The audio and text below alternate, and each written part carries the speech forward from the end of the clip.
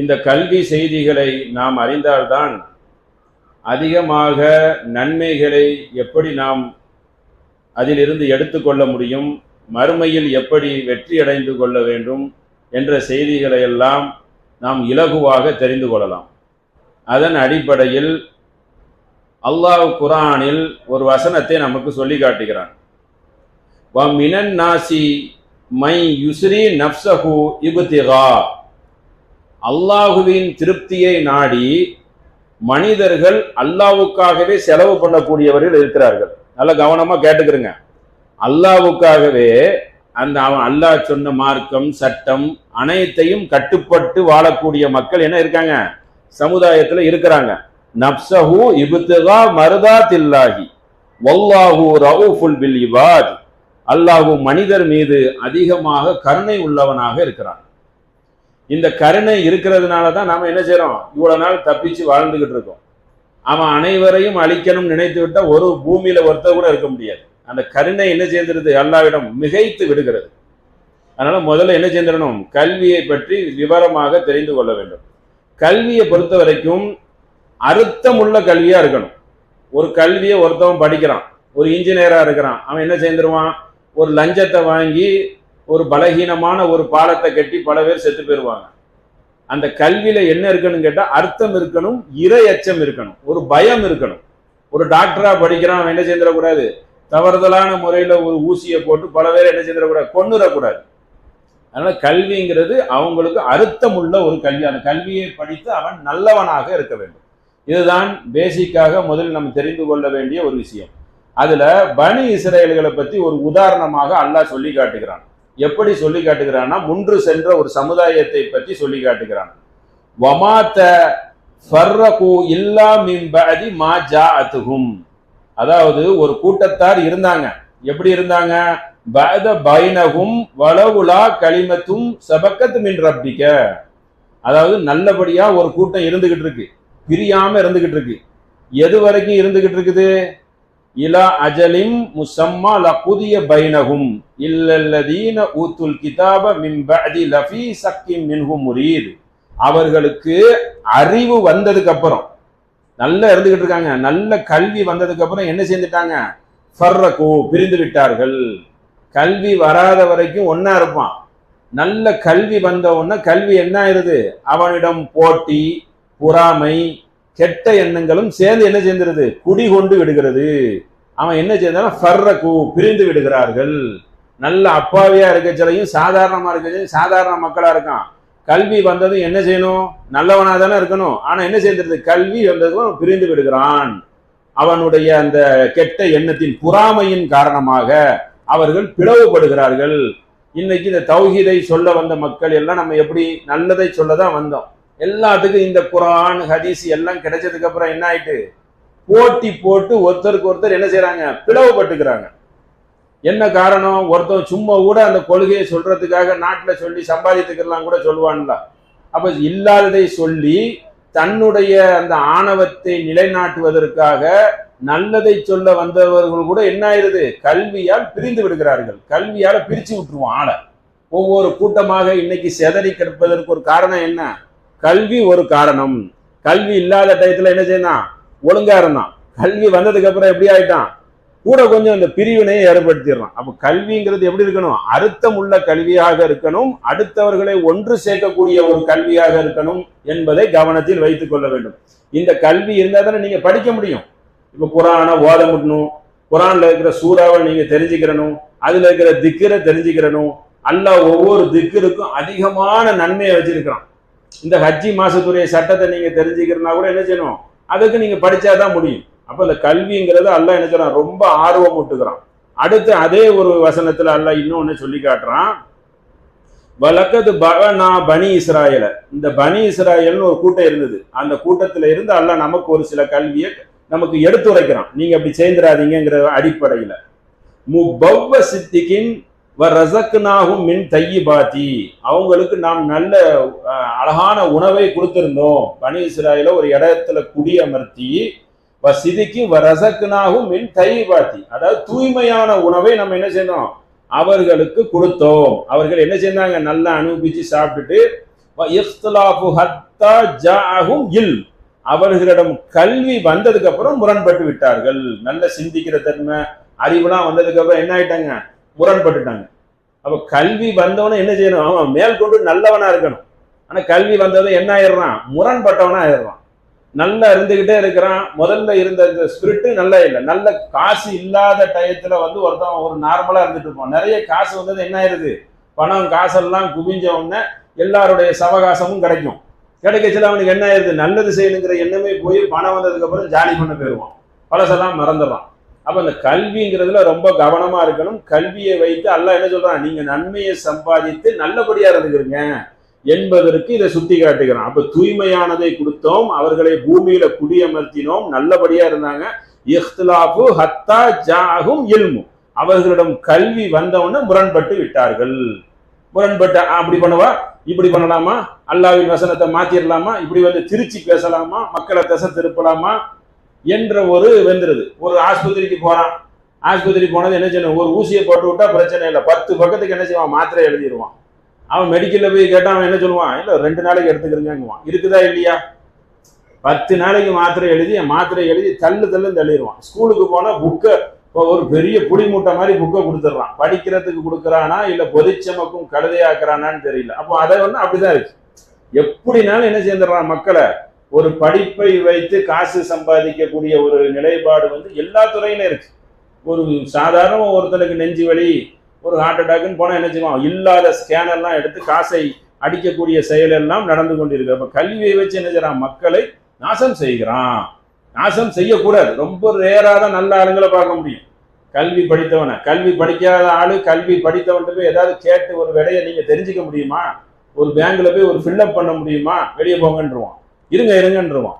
அப்ப எந்த ஒன்றும் கல்வியாளர்களுக்கு என்ன படிச்சு கொடுக்கப்படல, பண்பு படிச்சு கொடுக்கப்படல, மனிதனை மதிக்கக்கூடிய தன்மையை படிச்சு கொடுக்கல. அதனாலதான் அல்லாஹ் என்ன செய்யறான், கல்வி வரும், கல்வி கொடுத்து விட்டால் நீங்க அயோக்கியர்களாக மாறிவிடாதீர்கள், நல்லவர்களாக இருங்கள் என்று அல்லாஹ் நமக்கு என்ன செய்யறான், ஒரு தெளிவுபடுத்துறான். அதனால இப்படிப்பட்ட மக்கள், இந்த கல்வியாளர்கள்லாம் இப்படி திசை திரும்பினார்கள், இப்படிப்பட்ட மக்களாக ஆகிவிட்டார்கள் என்று ஒரு செய்தியை சொல்கிறான்.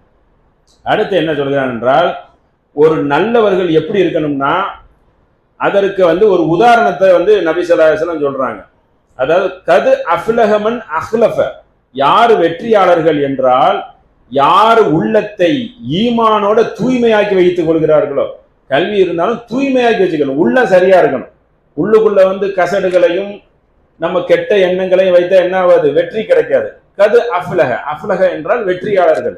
யார் வெற்றியாளர்கள் என்றால் ஈமானை தூய்மையாக வைத்துக் கொள்ள வேண்டும். அவர் என்ன செய்யணும் என்றால் வஜஅல கல்பிஹி வ இஸ்லாம வ லிசானத்துஹு வ ஸதகா, அவர்கள் என்ன செய்யணும் என்றால் தவறுகளில் இருந்து தன்னை பாதுகாத்து கொள்ள வேண்டும். தவறு வந்துச்சுன்னு வைங்களேன், இந்த தவறு நடந்துடக்கூடாது, கவனமாக இருக்கணும் என்று என்ன செய்யணும், தன்னை பாதுகாத்து கொள்கிறானே அவன்தான் ஈமானில் உள்ளவன். எப்படி இருக்கணுமா கல்வியாளர், ஈமானோட இருக்கணும், தவறுகளிலிருந்து தன்னை என்ன செய்யணும், பாதுகாத்து கொள்ள வேண்டும். அவன் சரீரத்தை பாதுகாத்து கொள்ள வேண்டும், கெட்டதெல்லாம் நம்மளை வந்துடக்கூடாது என்பது என்ன செய்யணும், ஒரு ஈமானும் அதுலேயும் கண்ணும் கருத்துமாக இருக்கணும். செவிகளால் நல்லதை கேட்கணும், கெட்டது இருந்து அதை அவாய்டு பண்ணணும். எப்படி சொல்றாங்க, அம்மா அதுன, நீங்கள் செவி ஊறுனா அது நல்லதை செவி எடுங்க. அகமதுல வரக்கூடிய ஒரு ஹதீஸ். கண் இருக்கு பத்தியா, அதை வைத்து நீங்கள் என்ன செய்ய, நல்லதை பாருங்கள். அவர்கள் தான் கது அஃப்லஹ, வெற்றியாளர்கள். இந்த வெற்றியாளர்களுக்கு ஒரு அளவுகோலாக நபி ஸல்லல்லாஹு அலைஹி வஸல்லம் நமக்கு சொல்லி காட்டுறார்கள். யார் வெற்றி பெற்று விட்டார்கள் என்றால் இப்படி இருக்கணும், ஈமான் தூய்மையா இருக்கணும், தவறுகளை கண்ட அஞ்சணும், நம்ம கிட்ட வந்துடக்கூடாது, நம்ம கிட்ட நல்ல கல்விகள் தான் வரணும் என்று நினைக்கக்கூடியவர்கள் தான் எப்படி இருக்கணும், வெற்றியாளர்கள் என்று ஒரு அளவுகோலை சொல்றாங்க.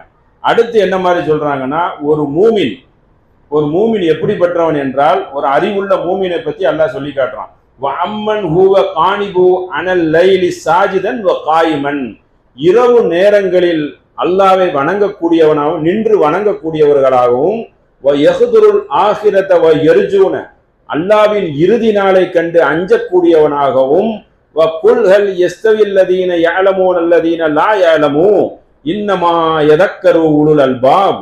அல்லாஹ் என்ன சொல்றான்னு கேட்டனா, அதாவது அறிவாளிகளும் அறியாதவர்களும் சரிசமமா ஆகுவானா? அறிந்தவர்கள் யார் என்றால் சிந்திக்கக்கூடியவனும் சிந்திக்காதவன் என்ன செய்ய மாட்டான், சரிசமமாக ஆக மாட்டான். அறிவுடையவர் தான் நல்ல உபதேசம் பெறுவார்கள். நல்ல கவனமா கேளுங்க. இன்னமா எதக்கரு உளுல் அல்பாப், அறிவுள்ளவர்கள் தான் நல்ல உபதேசத்தை பெற்றுக்கொள்வார்கள். அதை பெற்றுக்கொண்டு அதை நடைமுறைப்படுத்துவார்கள். முரண்பாட்டில் இருக்கக்கூடியவனும் பெருமை அடிக்கக்கூடியவனும் ஆணவம் கொள்ளக்கூடியவங்கள்ட்ட உபதேசம் அவனுக்கு எடுபடாது. உபதேசத்தை கேட்கக்கூடியவனாக இருக்கணும். அவன் அறிவுள்ளவன் தான் கேட்பான். நமக்கு இந்த அறிவை இன்னும் கொஞ்சம் பெருக்கிக்கிறணும், இப்படியே இருக்கக்கூடாது என்று நினைக்கக்கூடியவன், அதை கேட்கக்கூடியவன் தான் யாரான் அல்லாஹ் சொல்லி காட்டுறான். அவர் தான் அறிவுடையவர், நல்லறிவுடையவர் என்று அல்லாஹ் என்ன ஒரு அறிவை சிலாகித்து சொல்றான். அப்ப அறிவுக்கு அந்த அளவுக்கு முக்கியத்துவம் இஸ்லாம் கொடுக்கப்படுது. நீங்க சிந்திங்க.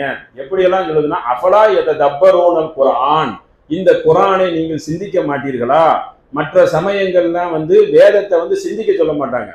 அதாவது நாங்க சொல்வதை நீங்க நம்புங்க, நதி மூலம் பார்க்காதீர்கள், ரிஷி மூலம் பார்க்காதீர்கள். அதாவது ஒரு தண்ணி வருதுன்னா அதுக்கு மூலம் பார்க்க கூடாது, அது எங்கேருந்து வந்ததுன்னு, கடவுள் எப்படி வந்தான்னு சொல்லி கேட்கக்கூடாது. நாங்க சொல்லுவோம், நீங்க நம்பணும் என்றுதான் என்ன நிலைப்பாடு, கடவுள் சம்பந்தமாக நிலைப்பாடு வச்சிருக்காங்க. ஆனா இஸ்லாம் அதற்கு மாறா என்ன சொல்லுது, அஃபலா யததப்பரூனல் குர்ஆன் வலவு கான மின் இன்தி கைரில்லாஹி லவஜது ஃபீ இக்திலாஃபன் கஸீரா, இந்த குர்ஆனை நீங்கள் சிந்திக்க மாட்டீர்களா?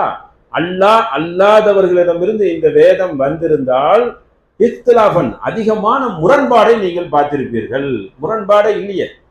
முரண்பாடு இல்லாமல் ஒரு வேதத்தை அல்லாஹ் என்ன சொல்றான், சவால் விட்டு நீங்கள் சிந்தித்து அதை ஆய்வு செய்து கொள்ளுங்கள், அதில் முரண்பாடு கிடையாது.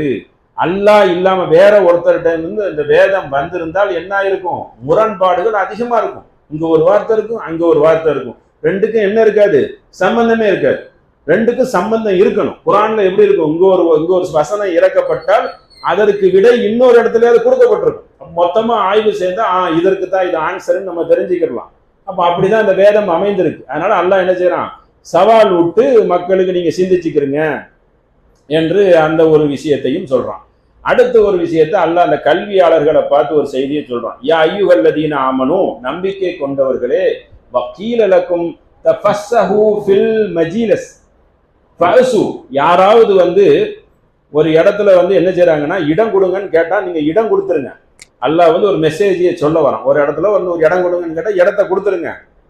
யஃப்ஸஹுல்லாஹு லக்கும் வ இதா கீல அன்சுரு ஃபன்சுரு, ஒருத்தர் எழுந்து விடுங்க, நான் அங்கே உட்காரனா அதுக்கு நீங்க இடத்த கொடுத்துருங்க. அதாவது பெருந்தன்மையா நடந்துக்கிறீங்கன்னு சொல்றான் அல்லாஹ்.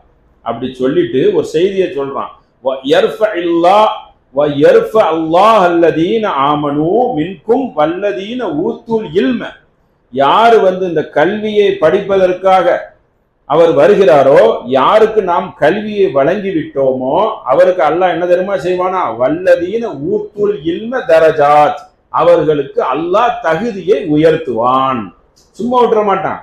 அந்த படித்து அல்லாஹ்வின் வேதத்தில் இருக்கிறவங்களை அல்லாஹ் என்ன செய்வானா, வல்லதீன ஊத்துல் இல்ம தரஜாத், தரஜனா அவர்களுடைய படித்தரங்களை என்ன செய்வான், உயர்த்துவான், கண்ணியத்தை உயர்த்து கொடுப்பான், கைவிட்டு விட மாட்டான். அல்லாஹ் என்ன செய்றான், குர்ஆன்ல நமக்கு செக்யூரிட்டி கொடுக்கான். எப்படி கொடுக்குறான், நீங்க கல்வியாளர்கள், நீங்க தான் சத்தியத்தையும் அசத்தியத்தையும் பிரித்து அறியக்கூடிய தன்மை உங்கள்கிட்ட இருக்குது. அப்பாவி மக்களுக்கு நேர்வழி காட்டணும், பாமர மக்களுக்கு நேர்வழி காட்டணும், இதெல்லாம் கடமையாக்கப்பட்டு இருக்கிறது. கல்வியாளர்னா என்ன செய்யணும், சும்மா சாப்பிட்டு தூங்கி அதில் பணம் சம்பாதித்து அயோக்கியத்தனமா இருக்கக்கூடாது. அந்த கல்வி அர்த்தமற்ற கல்வி, அர்த்தமுள்ள கல்வியாக இருக்கணும். அதான் முக்கியமான விஷயம். படிக்க வைப்பது அனைத்தும் அர்த்தமுள்ள கல்வியா இருக்கணும். உலகத்தை மட்டும் படித்தால் போதாது, மனித மாண்புகளையும் பண்புகளையும் இறை அச்சத்தையும் சேர்த்து படிக்கக்கூடிய ஒரு படிப்பா இருக்கணும். ஒரு வீட்டுல ஒருத்தன் படிக்கிறான், பிளஸ் டூக்கு அப்புறம் காலேஜ் போறான்னு உலகத்தை மட்டும் படிச்சுட்டு வந்துருவான்.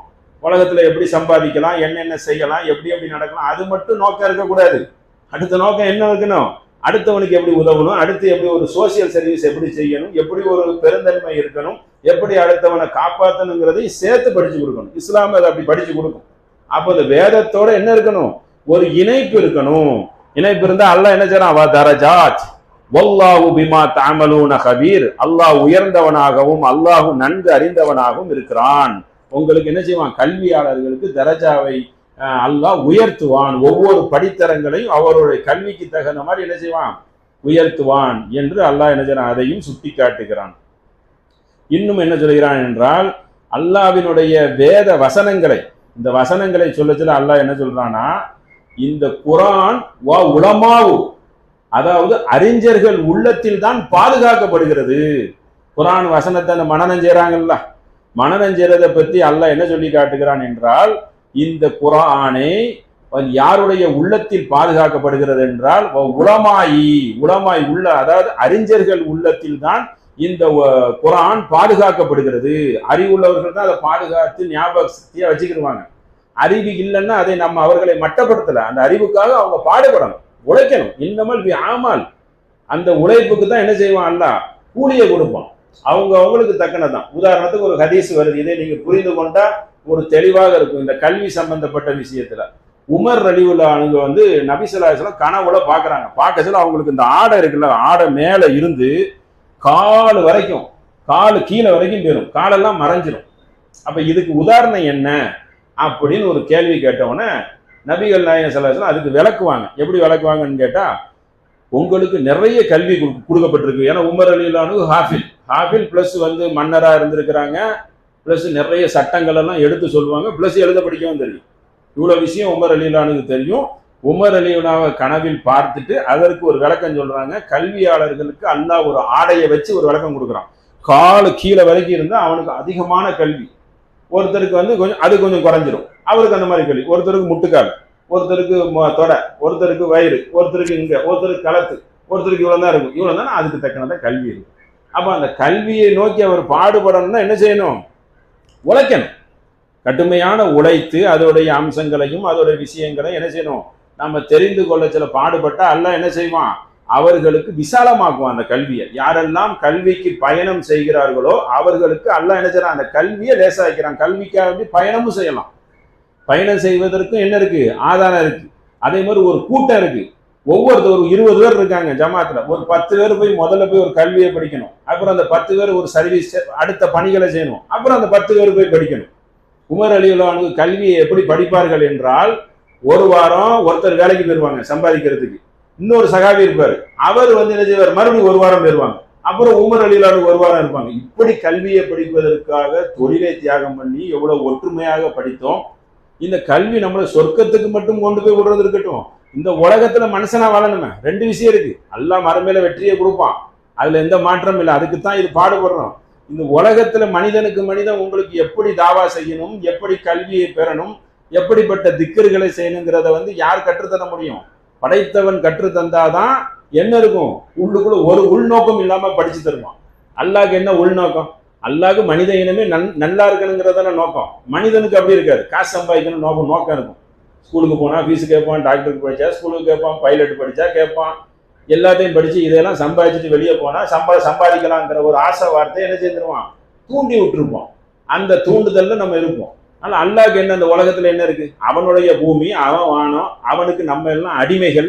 அப்ப அல்லாஹ்க்கு என்ன இருக்காது, ஒண்ணுமே. அல்லாஹ் நேச்சுரல் நமக்கு உண்மை உள்ளதை சொல்லி தருவான். அவனுடைய கல்வி எப்படிப்பட்ட கல்வி, எல்லா கல்வியும் தூக்கி வீசிடும்.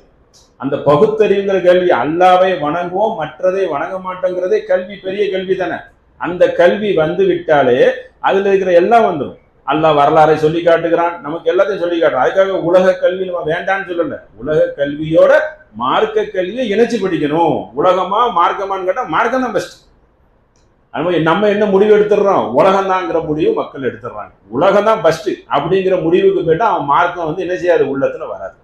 இதுதான் நீங்க கவனத்துல வைத்து என்ன செய்யணும், அறிந்து கொள்ள வேண்டும். இந்த குர்ஆனை பத்தி அல்லாஹ் இன்னொன்னு சொல்லுகிறான், கிதாபும் அன்சல்நாஹு இலைக்க, இந்த வேதத்தை நாம் அருளி இருக்கிறோம் உமக்கு, முபாரக்கல்லி யுதப்பரு ஆயாத்திஹி வலியதக்கரு உலுல் அல்பாப். இந்த வேதம் என்னவென்றால், அன்சல்நாஹு இலைக்க முபாரக்கன், பாக்கியமான வேதம். இந்த வசனங்கள் அனைத்தும் பாக்கியமான வசனங்கள். யதப்பரு, இது சிந்திப்பதற்கும் அறிவுடையவருக்கும் ஒரு படிப்பினையாக இருக்கிறது. அதனாலதான் அறிவு இருக்கும். சிந்திப்பவனுக்குலாம் ஒரு பெரிய படிப்பினை இருக்கு. ஒவ்வொரு வசனத்திலையும் சிந்திச்சு அதை நம் படித்தால் அதில் எப்படி இருக்கு, பெரிய படிப்பினை இருக்கும். அவ்வளவு பெரிய வரலாறு சொல்லிடுவான். கொஞ்சம் அறிவு இருக்கிறவங்க கூட ஷார்ப்பாகி விசாலமான அறிவுள்ளவன் ஆயிடுவான். ஒவ்வொன்றையும் சிந்திக்கக்கூடியவன் ஆயிடுவான். ஒரு பொருளை பார்த்துட்டு சொல்லுவான், இதுல பவர் இருக்குங்க, கயிறு கட்டி இருக்கு, சூனியம், இதுல நான் ஓதி தந்திருக்காங்குவான். உடனே என்ன சேர்ந்துருவான், இது எப்படிங்க ஓத முடியும், அல்லாஹ் ஓதி மேலதானே ஊத சொல்லிக்கான். அந்த கயிறுல எப்படி அந்த ஓதுகளை நிற்கும் சொல்லி அறிவுள்ளவன் கேட்டுருவான். ஒரு 10 ரூபாய்க்கு கயிறை வாங்கிட்டு வந்து அதுல அல்லாஹ்வுடைய வசனத்தை நான் ஓதி ஊத போறேன். எப்படி ஓதி ஊதுவேன்?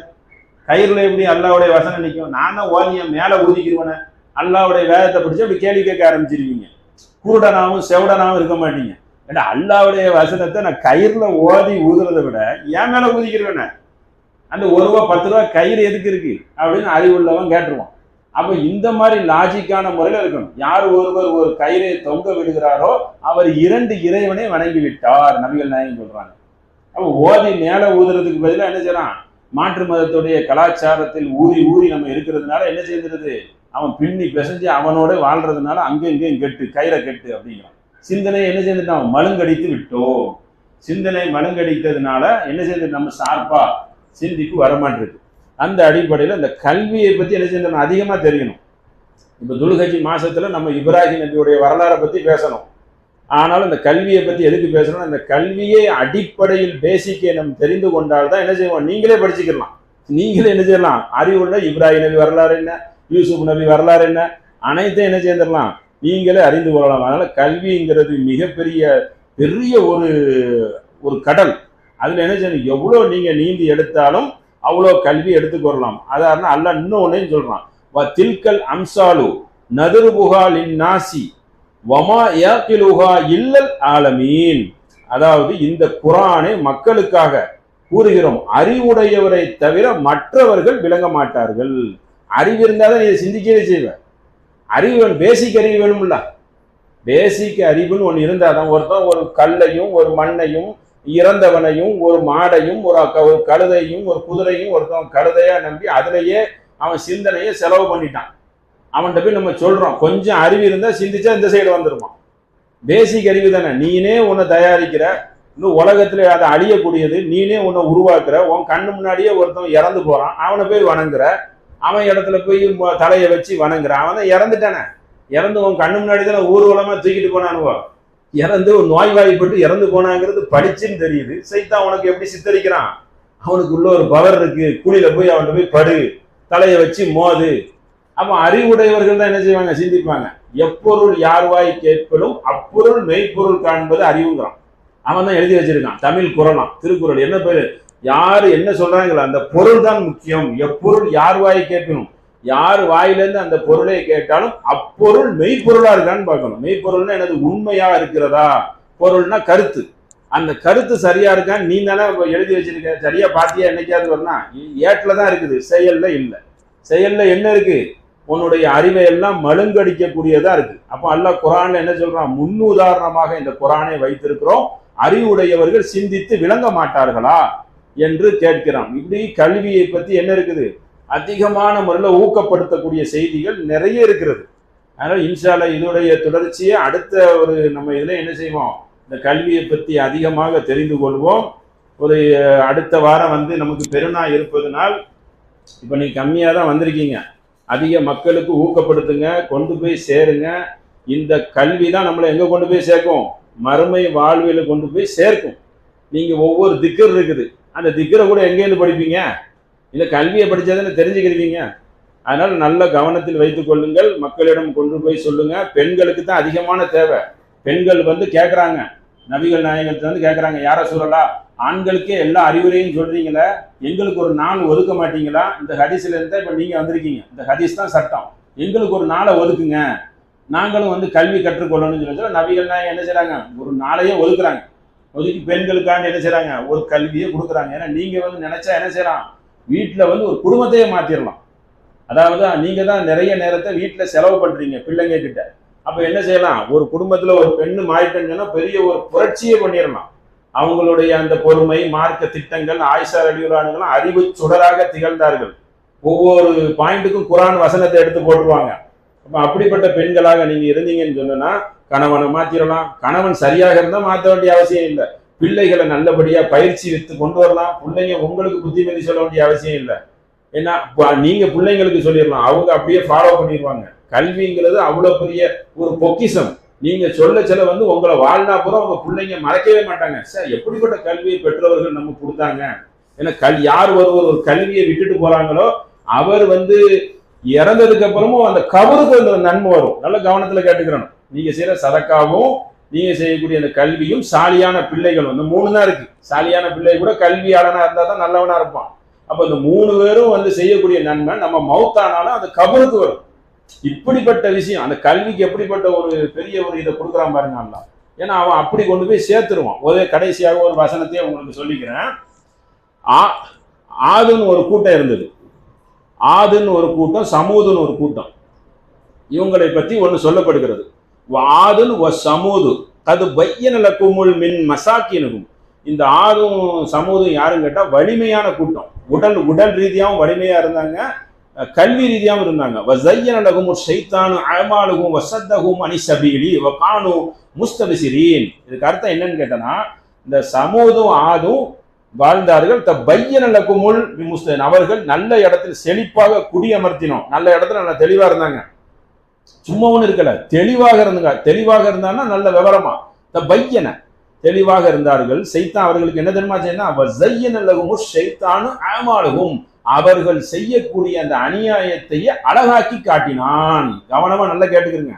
நம்ம ஒரு தவறு செய்வோம், அதை சைத்தான் நமக்கு அழகாக்கி காட்டுவான். நீ செய்ததான் சரி, அப்படியே செய்ய அப்படின்னு சொல்லி. அப்போ அதை பத்தி அல்லாஹ் சொல்றான், அவர்கள் விவரமாகவும் இருந்தார்கள். அவர்கள் சைத்தான் அவர் பாதையை விட்டு தடுத்தான். முஸ்தபிசிரீன், அவர்கள் விவரமாக அறிவுடையவராக இருந்தும் அவர்கள் நேர்வழி அடையவில்லை. காரணம் ஏன்?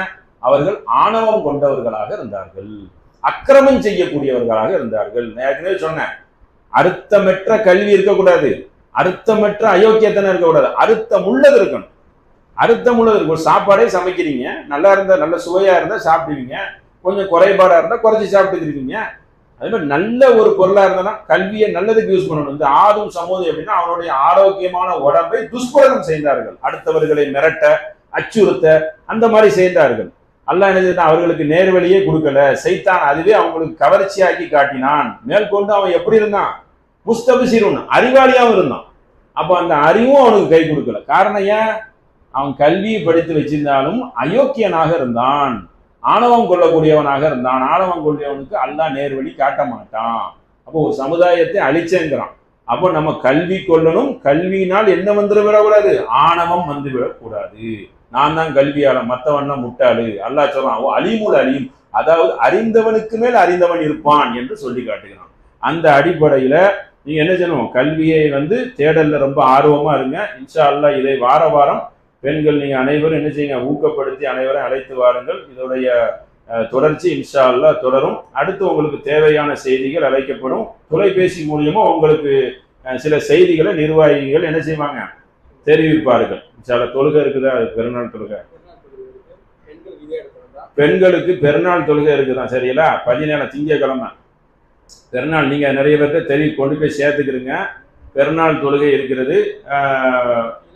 ஆமா, அரஃபா நோன்பையும் வைத்து அதிகமான நன்மையை அடைந்து கொள்ளுங்கள். நம்ம ஹஜ்ஜி இதை பத்தி உங்களுக்கு சொல்லலை இதுல. அதாவது இந்த அரஃபா நோன்பை பொறுத்த வரைக்கும் இதற்கு முன்பு சென்றது பாத, இதுக்கப்புறம் ஹஜ்ஜி வரும்ல, அதாவது கிட்டத்தட்ட 2 வருஷம் நன்மை.